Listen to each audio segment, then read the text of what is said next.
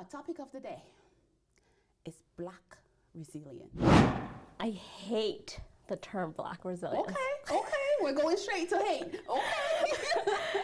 I hate this term. It's such an unachievable term to get to for Black people. I wish we could normalize Black averageness. I wish we could normalize Black normalness. I think we talk about Black resilience a lot because it's easier to say Black people are resilient than to say Black people are humans. I think from like childhood, people are just like, oh, you're so strong, you're so smart, you're so good, you're so resilient, you're so tough. You know, to be a Black woman growing up in a low-income neighborhood, I'm a refugee on top of that, so I watched my mother struggle with mental illness and having to navigate systems with her. In my neighborhood growing up, like, kids dying was a normal thing. You know, friends would be killed and everybody's supposed to move on. You're supposed to continue. But I didn't know that that was resilience until I became a social worker. Because imagine someone lived 29 years of their lives in fight and flight mode, trying to survive, trying to fight a system that's fighting against them. And then all of a sudden you show up as a professional, trying to change 29 years experience in 6 sessions. Exactly. I mean, and you're lucky if you get 6 sessions. You know, and those 6 sessions have to be perfect because they have to align with your socioeconomic status. Can you get to the 6 sessions? The Dimdin Podcast, a safe space to talk about misconceptions, perceptions, assumptions, and frustrations. Join us for conversations and stories that explore how embracing our differences leads to a balanced, strong, and harmonious world. hello, and welcome to the Dimdin Podcast, your very safe space to have conversations about misconceptions, perceptions, assumptions, and frustrations in the African community, amongst those of us here in the diaspora and our relatives and friends back home. I am your host, Becca, aka the Serenadian. We are here today with another interesting topic. And before I tell you the topic, I am going to introduce our guest to you today. She's someone that's very special to my heart, someone that empowers me to be a very vibrant young Black woman. She's an advocate, she's a social worker, she's a mental health therapist. She has been working in the social service field for a long time. Yeah. She will tell you that. I will pass it over to her to tell you more. She's no other person than my own sister, Nafisa Muhalim. Welcome to the Dimdin Podcast. Thanks, Trisha. What do you want to know about me? Whatever you're willing to tell us about you, Sissy. Okay, so I'm Somali Canadian. I came to Canada as a refugee when I was 4. So I work in the social work field in mental health, and part of my work has been trying to destigmatize mental health in African communities, trying to teach my own people about what mental health means. We have a lot of misconceptions about it. We have a lot of assumptions about mental health. And we'll get into some of that today, I guess. But yeah, like, my work is all about Black people, Black mental health, African mental health, diaspora mental health, linking it back to just our migrant paths and how that's impacted our identity. I'm really passionate about it, so I could talk about it forever. And of course, we want you to talk about it forever because there's no better person to have this conversation with than you, because I know what you bring to the table, girl. So she's a very busy woman, and to schedule this session today was a miracle. Thank you. You're welcome. For making time. I really do appreciate that. So our topic of the day is Black resilience. Oof. I'm sure you've heard that word. And a lot of people have different ideas and an understanding or reception of that word in general. But I want to know, what does it mean to you, and why is it an important conversation to have now? I hate the term Black resilience. Okay, we're going straight to hate. Okay. I hate this term. It's such an unachievable term to get to for Black people. I wish we could normalize Black averageness. I wish we could normalize Black normalness. I think we talk about Black resilience a lot because it's easier to say Black people are resilient than to say Black people are humans. And to understand like the human part of Blackness requires a very big shift in our society and even within our own communities.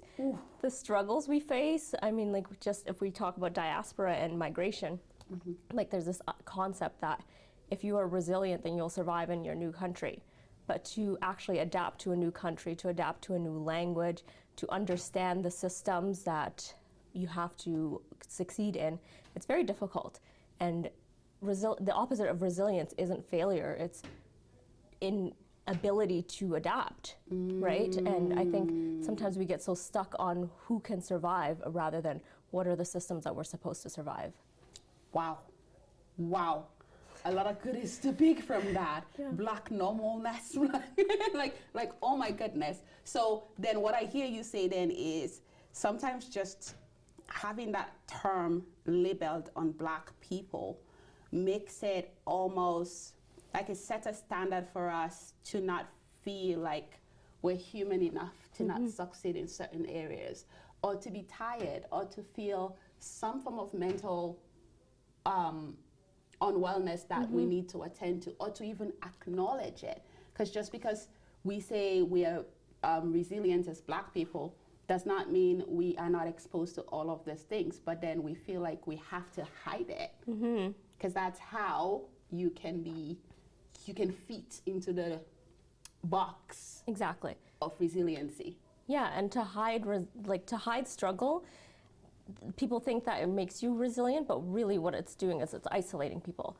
So somebody who's struggling could actually find community by talking about struggle. But in this face of resilience, you're not finding community because you think that you're failing. One of the big things that I work with clients on is, you know, a lot of Black people, when they're struggling with mental health, they feel like they're failing, when really, you know, they might be experiencing depression or anxiety because this is a whole new world for them. And we don't talk about those mental health concerns. What we talk about is whether or not somebody's failing. Can they achieve this perfection that's required? And because of resilience, we have this idea that you're supposed to be resilient, you're supposed to survive, you're supposed to succeed and never complain. When really, if we complained a little bit more, we'd find community, we'd find other people who can normalize what we're going through. Because these struggles are very normal for migration, for adapting to a new place. Absolutely. Yeah, get rid of the word resilience, please. Absolutely. And honestly, I think even when we talk about complain, right, there may seem to be like a bit of like a negative connotation to it. Whereas complaining can just be talking about it, right? Like just talk about it, because when you actually share, there is a person or two that may have some resources that would be beneficial to the challenges that you're experiencing. But if you just want to act strong because you have been raised to be strong, then it's like, if I talk about it, then that makes me look a little weak, right? Yeah. So for you, this word Black resilience, is it something, because I know you've spent most of your years here in Canada, but when did you first come in contact with that word? And do you have any personal experiences where you have been labeled that or expected to be that at all? My whole life. I think from like childhood, people are just like, oh, you're so strong, you're so smart, you're so good, you're so resilient, you're so tough. You know, to be a Black woman growing up in low-income neighborhood. I'm a refugee on top of that. So I watched my mother struggle with mental illness and having to navigate systems with her. In my neighborhood growing up, like kids dying was a normal thing. You know, friends would be killed and everybody's supposed to move on. You're supposed to continue. But I didn't know that that was resilience until I became a social worker. And people use the term resilient. They use these like labels for communities whose problems were so big that they didn't have answers for it. And I think it's easier to label people resilient than to say, how can we fix this issue? So labeling you resilient is almost like an excuse for not providing you the support that you actually deserve or need? I mean, for support to be there, we have to first recognize that we're going through trauma. Right. You know, we didn't realize that that was trauma. I didn't even know it was trauma until I worked in these systems, and I was like, oh, so these experiences are not the typical childhood experience, right? Mm-hmm. These are things that people are surviving. Mm-hmm. So for others to even understand what it is to help our communities, we have to know what is happening in our communities and how it impacts us, and like the ways that we've had to learn to cope, which aren't always the healthiest ways. But we ourselves have internalized this idea that we're supposed to be resilient, so we're not seeking outside supports. We're just like creating our own barriers too. And honestly, I don't know about Somalia, but like going back to my background in Sierra Leone, and I know that our parents raise us to be strong, right? And sometimes I don't think they even know that they have a choice not to be strong, right? It's what they know, so they pass on to us what they know. And this goes back to times when Black people may not have had much of a choice, but to be strong and do what they are, or what they were asked to do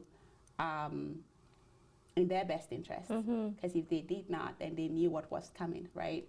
So it was not a choice to be strong or not to be strong. Do you feel like we are still experiencing the trickle effects of days like that? I don't even think it's trickle effects. I feel like we're still in that space. Because like I'm a first generation Canadian, so my nieces and nephews, they're second generation, and like they might experience trickle effect, but for me and my siblings, we had to come to Canada ourselves. You know, like we had to be the people who fled war. You know, so I think we're still in the trauma, and we're still in that like the first stage of recognizing the impacts. So I don't even know if we're even in the stage of seeing the trickle effects of this like label of survivorship that we're talking about within Black communities. I think maybe in a few generations, when it's like the kids of the kids that had to migrate here, sure. Because I think this generation is a lot better at talking about it and even seeking support. I think this generation is a bit more accepting of like not being as resilient, not being as strong, and a bit more willing to reach out for resources or have conversations than the previous generation. Do you see that in your profession at all? I do. I see, like, I work with a lot of first 1.5 and second generation African and other communities too, but I see it a lot because people's environment and what's happening inside of them aren't matching anymore. What our parents raised us with doesn't seem to be making us feel at peace, right? So our parents raised us to survive, and we're like, okay, but I'm always activated. I'm always like one step from feeling upset, and that doesn't feel good. So what can I do about that? And when I work with people who've experienced some of these harms, one of the things that we first talk about is, tell me what your grief timeline is. Tell me about grief timeline. Yeah, so tell me about the things that you've been through in your early childhood, in your early adulthood. Like, what has shaped you? And often lots and lots of different trauma events, things that have caused grief that we don't talk about as grief. Because when we think of grief, we think of death. But there's a lot of other things that come into grief. So when we actually write it out and show this picture and create this image of their life that this person has lived, they're like, oh. It's more visible. Yes, and they connect it to, okay, this is how I was raised, and this is something that I've used as a coping strategy, which often with our people is success. All of the things that help us be successful as like professionals, wealth, all that, it doesn't really help us feel success internally. It feels like we're never enough.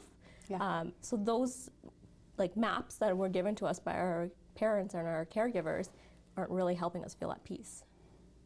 Ooh. So they may help us to achieve the external ideas of success. Yeah. But there's a turmoil within. Absolutely. And even though we succeed and we have all the, well, I don't know if we're succeeding as much. I feel like we are. I mean, come on, we're talking about Black resilience. Girl. Black magic, Black success, all same synonyms.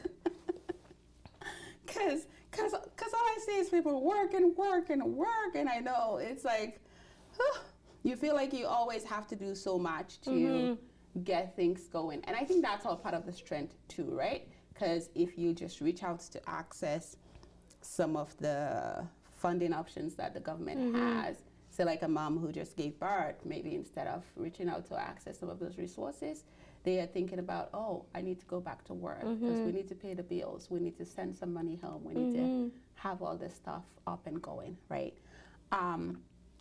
Going into that, seeing some of that coming through at your workplace, talking about social injustice and systemic racism in Black communities. I know you're a big advocate for, so I'm like, I will never stop talking about this. Yeah, I know, and I love it, because I feel like, especially in this day and age, most of us are not as comfortable to talk about it, either because we have a few friends that we are worried we may rub off the wrong way if we talk about it, or we walk in workplaces where we feel like we really have to compose ourselves so we don't talk about it. But all through school, you didn't have any of that. Girl. Are you saying I was impolite, Trisha? Not impolite, no. Honestly, I really do admire your assertiveness, because you're able to take up space, and when you see something that's not right, you don't sugarcoat it. Yeah. Right? Which I do admire about you. But coming to that systemic injustice and racism, can we talk about that a little bit? Sure. Where do you want to start? Wherever you take us. Like, you see this coming through in your community, like you see it in your community, you see aspects of it coming through to your workplace and stuff, and you're having to work with these people. Like, what do we need to know about some of those things that are happening? I actually just did a training for something called IRCA, so it's the Impact of Race and Culture Assessment for Black people in Canada who are being, they're in the criminal justice system, so it's an assessment to look at their entire life, right? The social context behind why they're in the position that they're in. And one of the reasons for this is because when we're talking about systemic racism, especially anti-Black systemic racism, a lot of times we're talking about racism, but we really need to be specific with anti-Black racism because that's embedded in all of our systems. I've been a social worker for 16 years now, and every single area I've worked in, whether it was the medical field or the criminal justice field or child welfare or disabilities even, there is this concept that Black people just aren't supposed to survive. Like, there's this term, inevitability of death, and it was coined for Indigenous people, but it really applies to the Black experience in Canada also. Like, there's this idea that our youth are supposed to just die. Like, when they die, nobody really expected anything else, right? So we have to advocate in every single system. You'll see a lot of things happening in elementary and high schools that could be prevented, and then a child's life could be shifted in a different direction. You know, when I actually worked and volunteered with a Somali organization, and I sat with the youth, and I basically tricked them into talking about their feelings by offering pizza. And one of the things they told me was, you know, at the time they had school resource officers in their schools, and these school resource officers would give them tickets. So they would get these tickets for random things at school, whether it's being late for a class. And what that does is it teaches this child that they're going to have this relationship with the criminal justice system. It starts in their school, and it goes on outside of their outside of school and into their lives. Like, in the neighborhood I grew up in, there was always police officers in our neighborhood. They would ID the boys. They would build up this relationship with these boys, so when something happened, the cops are like, hey, we already know this person, we have a history with them. And the idea that police can say, we have a history with this person, immediately invalidates anything else in a court system that's geared towards, you know, punishing young Black kids. So literally grooming you to fail. Yeah. And then you'll see the effects in the adult systems. So when you work within the criminal justice system or child welfare, we're seeing the effects afterwards. When this person is an adult and they're experiencing difficulties, it's not like they get support. What they get is punishment, and then they engage with these systems. So even when I meet people in these systems, it's often after they've had so many different punishments, and then I have to also build trust with them. And they're like, well, you're part of the system. And I'm like, yeah, but I'm here to advocate for you. You know, so anti-Black racism is very systemic in our society, and all of the systems, and they start at a very young age. So by the time they engage as an adult, they're quite familiar with it. And we often think, okay, why can't the individual change things? Well, how can they when the whole system is geared towards like making them feel very small and punish them? And the more, I feel like the more they start doing that at an early age, because eventually you're going to want to fight back, right? Because when you don't feel safe within a system, you don't feel safe within a certain community, then you start developing that protective mechanism, right? Yeah. That self-protection, your defense is high, your reaction state is very short. Exactly. So when you see things that are necessarily, like when people try to do stuff, you react, and then you're being, like they're like, oh, yeah, that person is Black, and that is what we expect of them. Exactly. But they lose sight of the fact that your actions and the things you did to this person at an earlier age groomed this person to be who they are right now. They were not necessarily born that way, right? That's Yeah, I always think of, you know, this idea of building monsters, right? If the system is geared to build monsters, then why are you surprised when somebody turns out to be a monster in the system? And you punish them for becoming the monsters that you groomed them to be. Exactly. Like, where's the hope in that? Where's the hope in that? Because even as professionals that work in the system, I feel like sometimes even the timelines that we have to support these individuals to make changes in their best interest is not sufficient, right? Because imagine someone lived 29 years of their lives in fight and flight mode, trying to survive, trying to fight a system that's fighting against them. And then all of a sudden you show up as a professional trying to change 29 years experience in 6 sessions. Exactly. I mean, and you're lucky if you get 6 sessions. You know, and those 6 sessions have to be perfect because they have to align with your socioeconomic status. Can you get to the 6 sessions? Do you have enough of your home life set so that you can feel comfortable going to these sessions to talk to this person and being raw and vulnerable with them? Right. And sometimes that 6 sessions is not even enough to develop the trust. Yeah.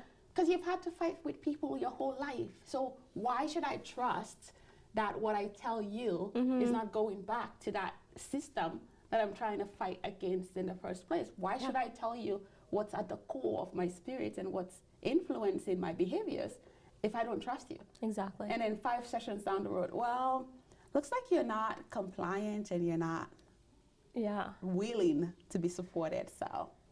And our systems are built on compliance. Unfortunately. Right, we have to show, all of these systems talk about evidence-based practice, but evidence-based practice is a scam. It doesn't work for our communities. Oh, okay. Because the evidence... Girl, I'm not here. The evidence is not from our communities. So the evidence-based practice is not for us. The evidence is not from our communities. So they have all this evidence-based practice, but not necessarily... From us. And they want us to use it for our people. Exactly. And they expect results. Yes. Wow. And the systemic racism continues in a very civilized manner, I should add. Because it's subtle. Yeah.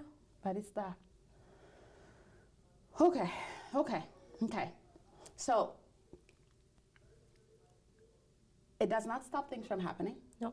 It's happening a lot. And unfortunately, most of the parents do not recognize some of those things. Because like we said earlier, they have to work.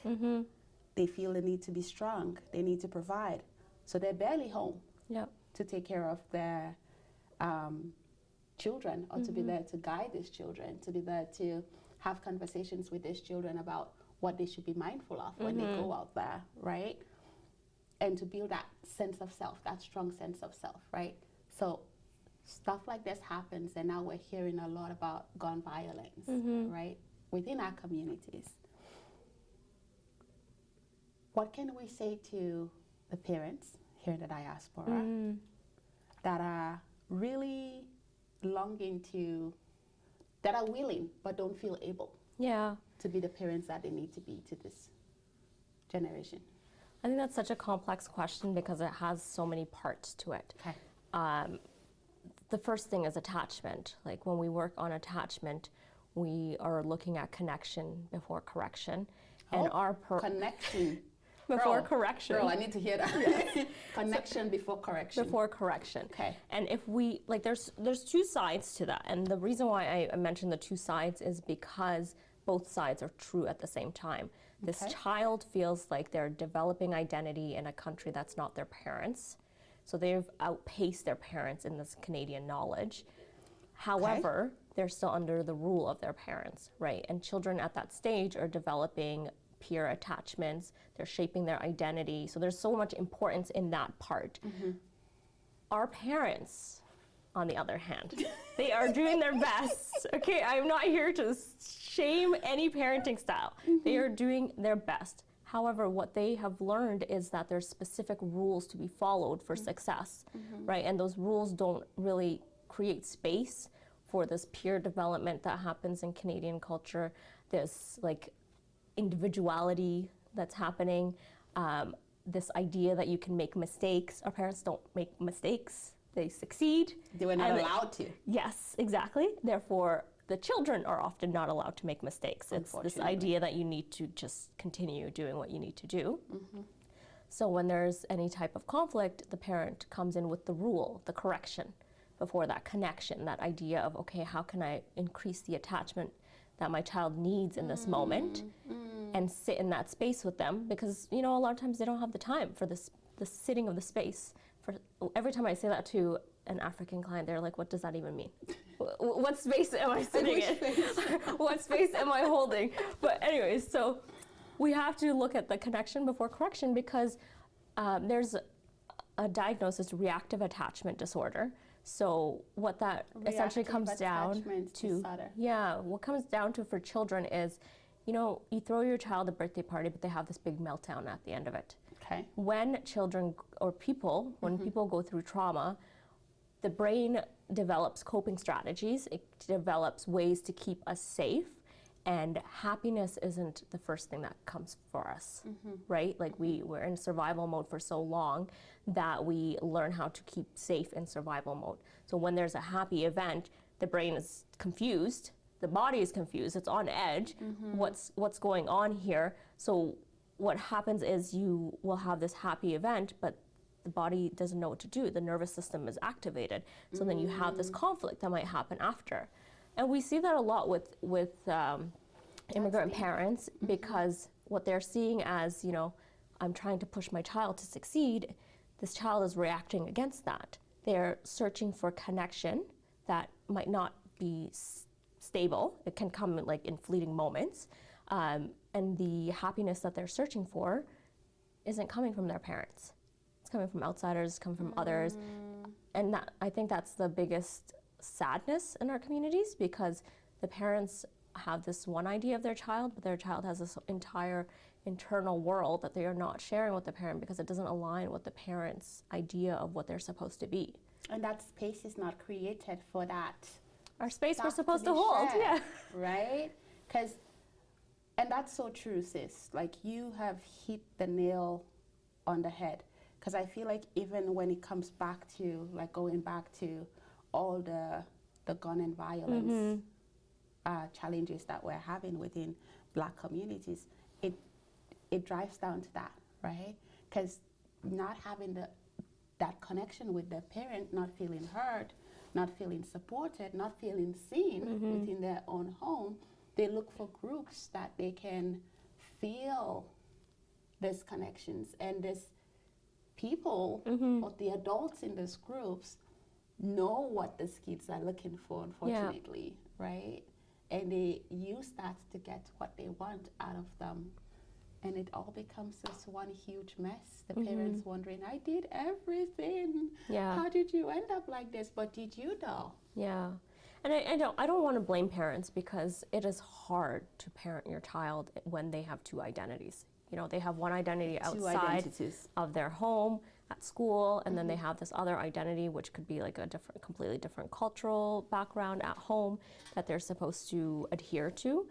And again, when we talk about connection, children will go to where it is the easiest, where it's flowing, right? And often when you come from struggle, the connection is flowing from places that are not healthy, because those people who are able to offer you that connection are probably not very healthy. They have lots of time, they might be doing illegal things, you never know, right? And again, with the secrecy, the internal dialogue, the internal world that this child has, the parent doesn't even know that this is going on. They see their kid get up, go to school in the morning, come home. They don't know what happened. The kid can tell them any story, you know? So I think it's very sad on both sides.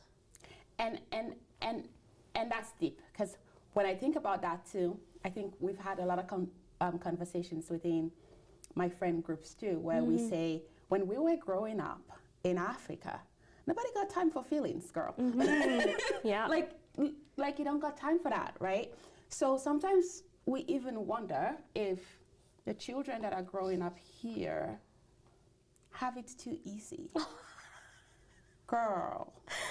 Oh, no.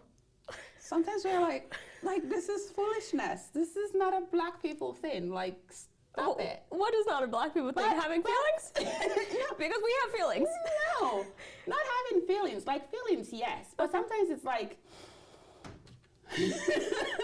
I'm trying to say this in the most gentle way possible. Yeah.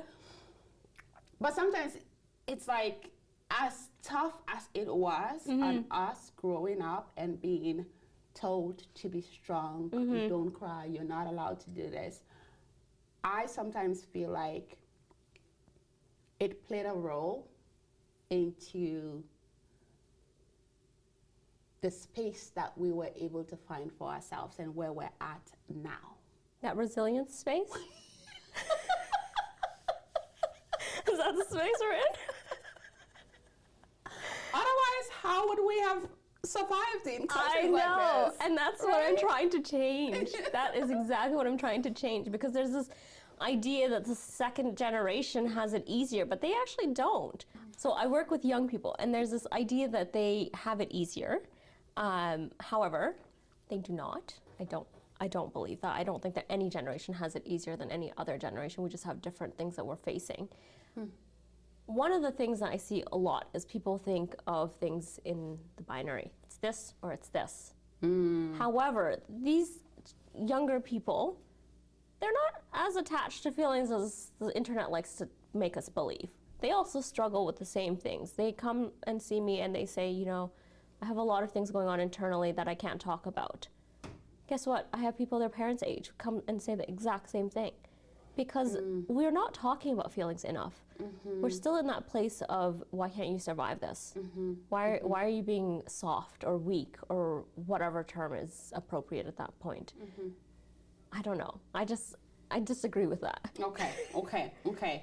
And you've convinced me from what you said. But what I would like to ask though is, it's a two-sided thing, right? So with us talking about how these parents were raised, and you are what you know, right? And as much as we would want to suggest or recommend therapy for these adults and encourage them to work on healing the inner child and healing the self, it's not going to happen in a day or a month or sometimes even a year, right? So what can we say to these younglings, this youth that also may have too much of an expectation from their parents, right? Because sometimes the parents want to, but they don't know how to. So how do we meet halfway? Because I feel like the work has to be done on either side and not put too much on one side. I agree with that. Okay. Yeah, I feel like every African family should go to family therapy, but that's that's like forbidden. Do we have enough We'll therapists? figure it out, but it's like I think part of it comes back to shame, right? Like families create this idea that it's shameful to talk about family problems outside of the home, so they don't seek that out, and then we just perpetuate the same issue over and over and over, generation after generation, because we're not talking about how can we change this. We're just saying, okay, well, I did better than what my parents gave me, and so on and so on. So I'm a few steps ahead. Yeah. Okay. So having those conversations and then looking for ways forward. Yeah, and some of our parents could just, start apologizing to their children. Hey, Okay. I saw that I hurt you, but that's like maybe in 200 years school. Is that a thing that you're seeing though? Is that something that the children are asking for an apology? No. Okay. Most people come to me and they say, this is my parent, I know this is who they are, how can I change? And I have to talk to them about, the environment that they're in. You can change everything within yourself, but if your environment doesn't change, the system and the cycle is going to be the same. Okay. So are you then the one that sees the need for parents to start apologizing to their children? And I know you're probably going to get some hate mail for this. No. Girl, talk to those parents. Talk to them, please. No, but tell me a little bit about it, because I've heard a few youth say stuff like this. But I've also heard parents say, you have no idea what I've had to do or what I've had to sacrifice to get you where you're at today. So tell me a little bit about that need for an apology. Yeah, well, let's talk about the idea of sacrifice, right? Okay. I think that's very much embedded in the African community that, parents sacrificed to get their kids to where they're at today. And that you're already starting your child off in this debt space. How can they live up to that sacrifice? How can they live up to that? How can they ever complain to you or vent to you and say something about how they feel when you feel indebted for that sacrifice? Ooh, so the relationship is already imbalanced. It is, and that's one of the core, pieces of the foundation. If we're thinking of long-term relationship with parents, we have to also think of this child is going to grow up to be an adult, right? And if the adult doesn't feel like they can never fully be an adult with their parent, it's not a balanced relationship. So when I talk about apologies, I'm not saying, apologize for all the things that you could have potentially done wrong. Every parent makes mistakes. However, some of the harm that I hear about, parents are just not even acknowledging it. And if you come to terms with your parenting and you say, there could have been a few things that I did differently, and you could say that to your child, I think that would be very powerful. Wow. I hear you say all those things, and I'm just like in my head, I'm like, you'd make such a good mom, like such a great mom. But then again, as I know, having been around you so long, that you are literally the only Black woman that I know that has said it over and again, I am not having kids. Yeah. Tell us a little bit about that. I don't want children. I love kids. I love being the rich auntie, but what did they do? I don't want children. Where did that come from, though? I grew up with a lot of siblings. I was responsible for taking care of all of my younger siblings. I've done my parenting time. I'm good. I'm not interested in doing it again. That's deep. So no more for you. No more. And you still stand by that? 100%. Okay. But you also have said that you need Black people to start normalizing, accepting 4 babies as babies, because you have an amazing cat that is your baby, and you want Black people to change their mindsets around that. Girl. I know, this is so ridiculous. It's not though. It is, because I have health insurance for my cat, and well, it's pet insurance, but anytime I say that to a Black person, they're like, there are starving children in our communities, and you have pet insurance for a cat? I'm like, yeah, I have to take care of this responsibility that I have. This is my baby. Yeah, and I mean, I don't equate a human baby to a cat. However, I think people should really normalize choice. At the end of the day, like, it's my choice to have a cat instead of a human child. And I think people should just say that that's okay. You know, we can't control other people's choices. And the more we say that, the more people hopefully don't feel pressure to have children that they may not want or may not be able to care for. I don't know what to do with. Yeah. Beautiful. Okay. One more thing that I wanted to get from you. I've seen you're very hardworking. You don't gatekeep information. Most of us who know you know that you are a go-getter, and when you get that information, you share it willingly. Thank you for all you do.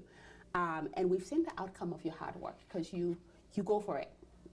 When we completed our master's in social work, while the rest of us are trying to figure out, okay, so now let me put plan A, B, and C together. You're just like, I'm going straight in. Yeah. And something you once said to me was, Black people tend to want to have a plan all mapped out before they take step one.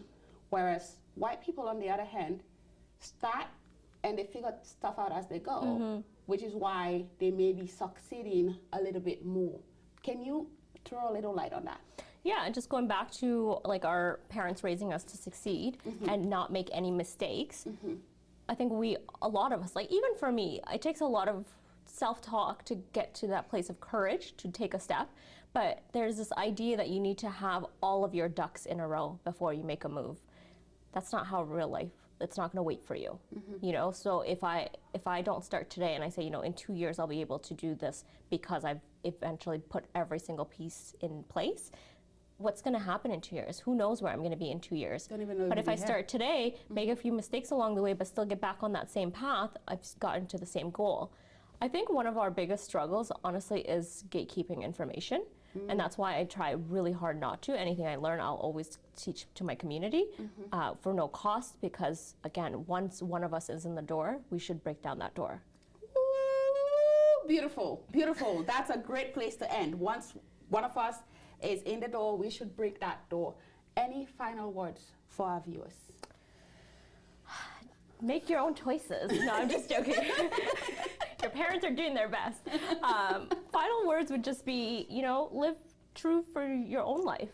You're the person who knows what your internal dialogue is. You know what you've been through, and you're ultimately the best decider for the things that you want to do in your life.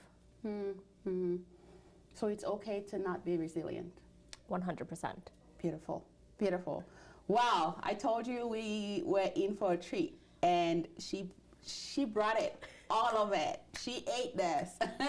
And I am not surprised, because she's someone that I truly do admire, and she walks her talk, which is something that I'm really grateful to have experienced. Thank you. To all our viewers, we really want to appreciate you. To all those that have subscribed, thank you. Those that are watching and leaving comments, thank you. Please, I want to encourage you all, don't start watching the content and leave it halfway.